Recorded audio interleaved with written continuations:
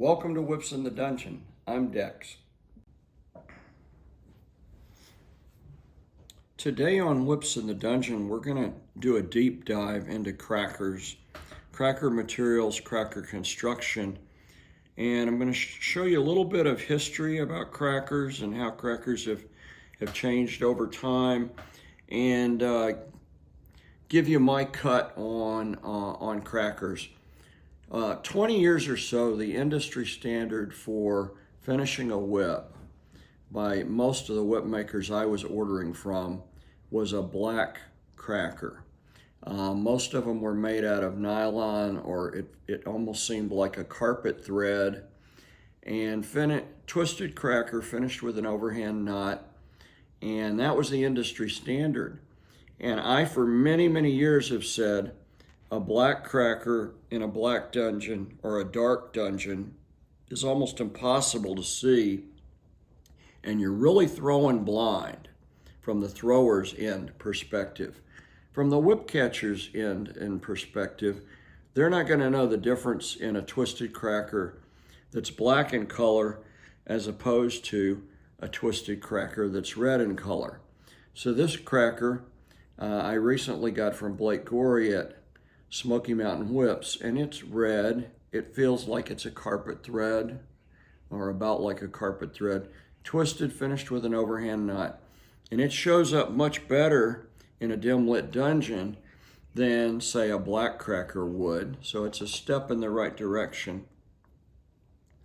A twisted cracker with an overhand knot, though, is going to leave a mark if you hit the submissive with the knot. As long as you're playing with the fluff, you should be able to play without any marks. But playing with only 1.5 inches or so of fluff requires a lot of skill and finesse.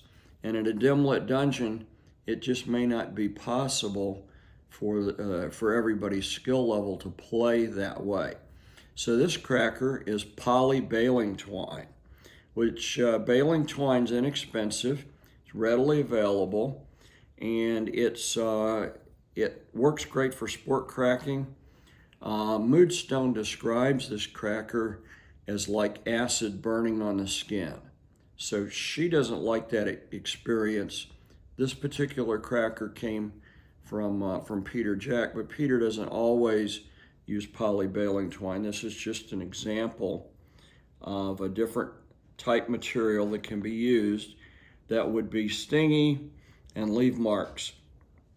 This cracker, again, is twisted with an overhand knot, and it's made out of dacron.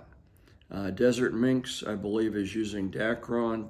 She likes to do her crackers in a lot of different colors, and it's a stingy cracker, and it's a little bit longer than what I like, so I would shorten this if I was going to use it. Okay, but again, in a dim lit dungeon, that's not going to show up real well, and you're going to be throwing almost by touch and by feel. Another very stingy cracker material that's been popular in later years is kevlar. Kevlar is fire retardant or fire resistant and is used on fire whips, but of course could be used just in normal dungeon play and with sport cracking. It's stingy. It will leave marks. It's very durable.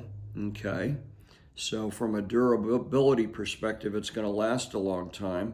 But in dungeon play, I don't necessarily need my cracker to last a long time.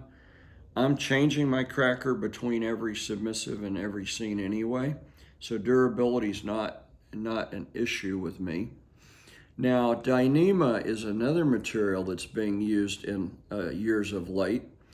Some whip makers are using dyneema to finish a signal whip with an English eye, but you can make cracker material out of dyneema. It's very thin thread, very stingy, very durable, makes a nice, loud, clean crack, and it doesn't show up great in a dim lit dungeon. Again, stingy, experience for the whip bottom. So another material, there's all these different materials you can make crackers out of. This is actually a natural material, horsehair.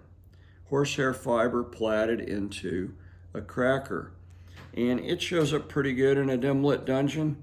The issue with horsehair, obviously, is it's stingy. It's a little bit brittle. There's a possibility of getting fibers embedded into the target area of the whip catcher that you're playing with. And they're going to have a very stingy experience if they play with a horsehair cracker. So this is kind of a cord material like you might find at a Michaels or a Joann Fabric over in the cording or notion section.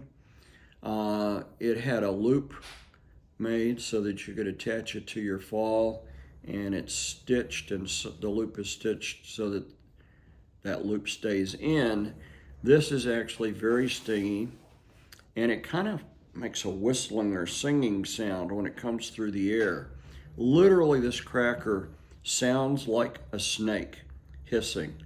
It's about to bite you. But for visibility in a dim lit dungeon, it is not visible. You're going to be mainly throwing by touch, by sound, by feel. So here's another example of a cracker finished with an overhand knot. This type of cracker is what you typically find traditionally on a signal whip. A signal whip cracker is not twisted. It's usually plaited or braided, and about every so often there'll be an overhand knot so that it forms sections. And traditional signal whip crackers plaited into the tip of the thong of the whip and can't be changed.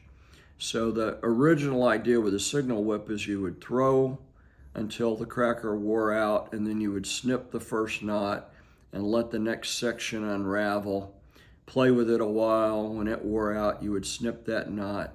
So over time, a signal cracker got shorter and shorter, and eventually there wasn't any cracker left, and you'd have to send the whip into the whip maker to have a new cracker put on. All right, this cracker was made by Mike Murphy probably in the early, like 2001 or 2 was when I was ordering from him.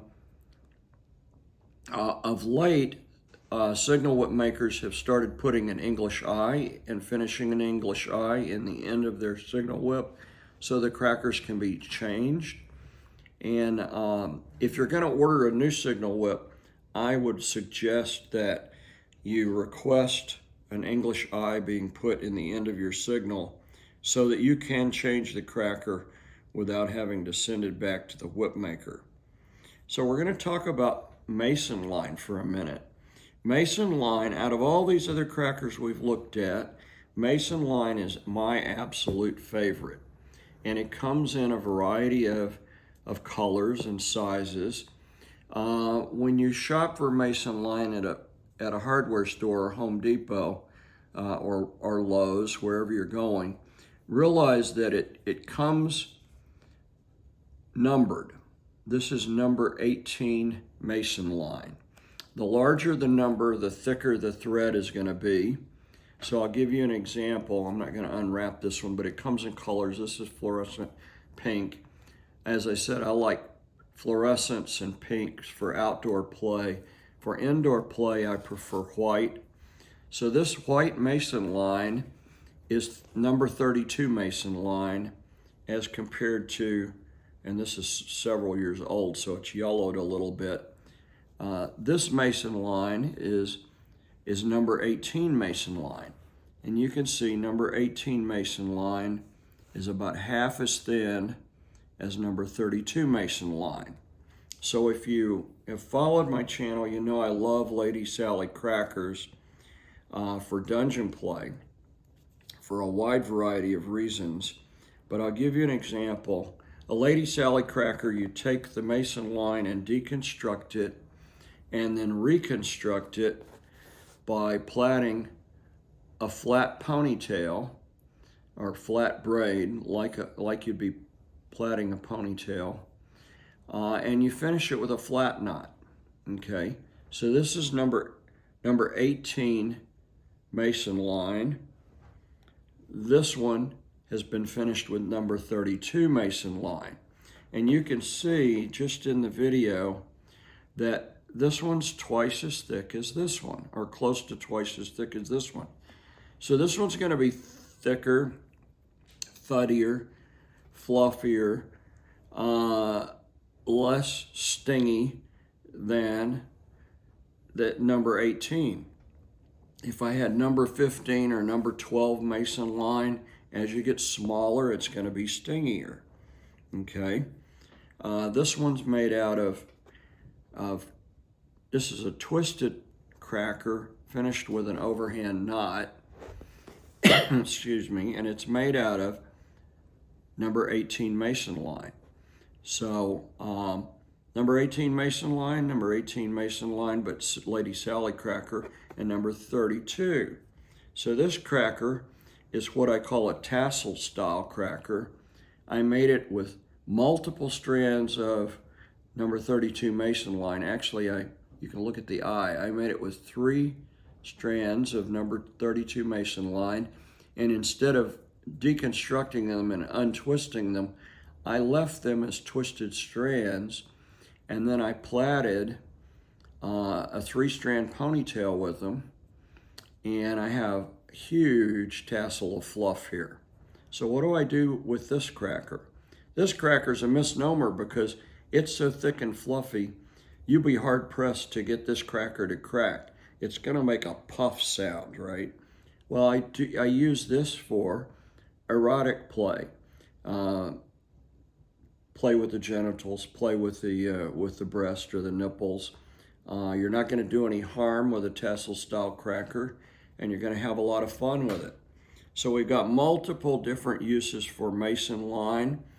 If someone negotiates marks and they want marks, I recommend instead of twisted Mason line, you get braided Mason line. Braided Mason line, a single strand of braided Mason line is easily going to make a mark.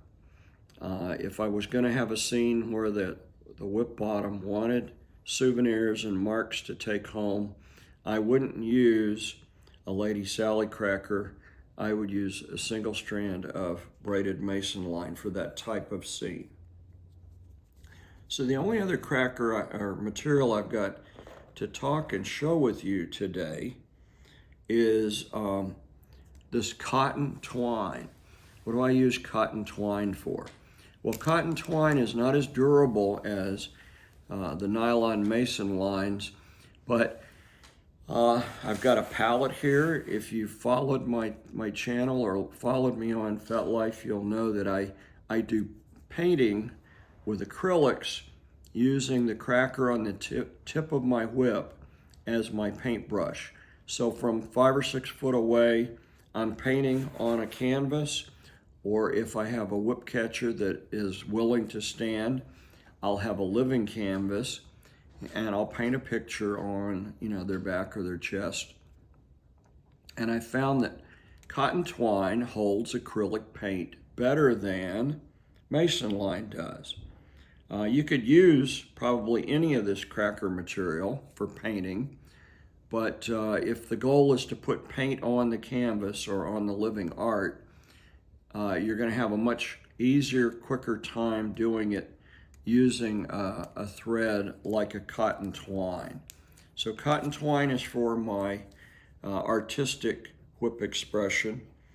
I hope you will go back into my videos and watch the video on how to make a ladysally cracker and why I prefer that particular construction. But it's important, let me know what kind of cracker material you use, what your experience, your whip catcher, if we have whip catchers out there watching this video, please in the comments let us know what your preference is for cracker material and how you like what colors you like to use in a dim lit dungeon. Am I correct on my insistence on a white cracker, or is that just fol-de-rol? As always, thanks for watching Whips in the Dungeon.